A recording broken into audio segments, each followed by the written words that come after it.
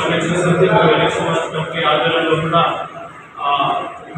జరగబోయే ఎమ్మెల్సీ ఎన్నికల విషయంలో జరగబోయే ఎమ్మెల్సీ ఎన్నికల గురించి మీడియా సమావేశం ఏర్పాటు చేయడం జరిగింది.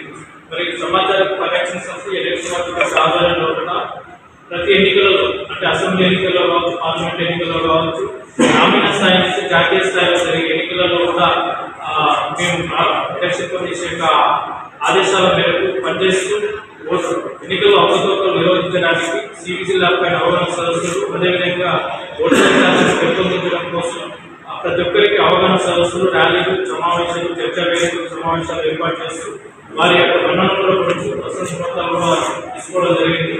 అందులో భాగంగా జరగబోయే ఉమ్మడి నల్గొండ, ఉమ్మడి వరంగల్, ఉమ్మడి ఖమ్మం జిల్లాల సంబంధించిన ఉపాధ్యాయ ఎన్నిక, అదేవిధంగా కరీంనగర్, నిజామాబాద్, అదేవిధంగా మెదక్, ఆదిలాబాద్ ఈ జిల్లాలలో ఉపాధ్యాయ క్యాబినెట్ ఎన్నికలు జరగడం భాగంగా ఈ ఎన్నికల్లో కూడా మీరు భాగస్వాములై అవేర్నెస్ తీసుకురావాలి. విద్యావంతులు, మేధావులు ఓటింగ్ దూరంగా ఉంటున్నారు కాబట్టి అవేర్నెస్ కల్పించి మీరు ఓటర్ల శాతం పెంచాలని చెప్పేసి ఆదేశాల ప్రకారం ఇవాళ మీడియా సమావేశం ఏర్పాటు చేస్తూ ఉన్నాం. కాబట్టి ప్రధానంగా మన భారతదేశం అనేది ఒక ప్రజాస్వామిక దేశం.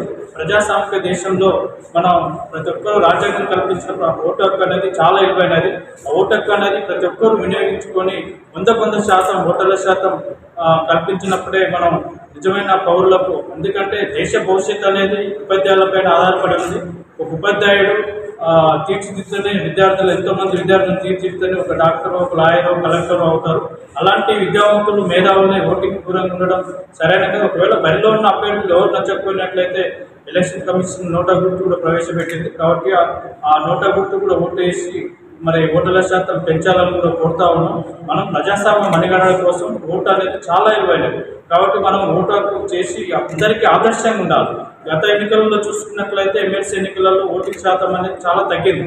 ఈసారి కూడా అలా జరగకుండా ఈసారైనా ఎన్నికల్లో ఓటు వినియోగించుకోవాలని చెప్పేసి కోరుతా ఉన్నాం. ఎందుకంటే ఇవాళ విద్యావంతులు, మేధావులు ఎన్నికలకు ఓటింగ్ దూరంగా ఉన్నట్లయితే గ్రామీణ స్థాయిలో 100% ఓటింగ్ నమోదవుతుంది.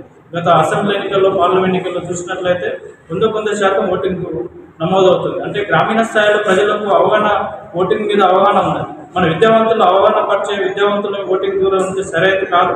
కాబట్టి మీరందరూ కూడా ఓట్లకు వేసి ప్రజాస్వామ్యాన్ని కాపాడాలని కూడా కోరుతా ఉన్నాం.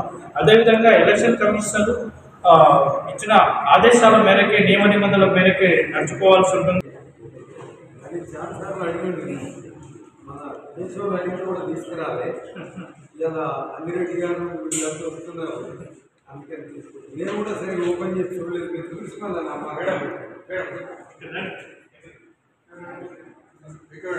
కొద్దిగా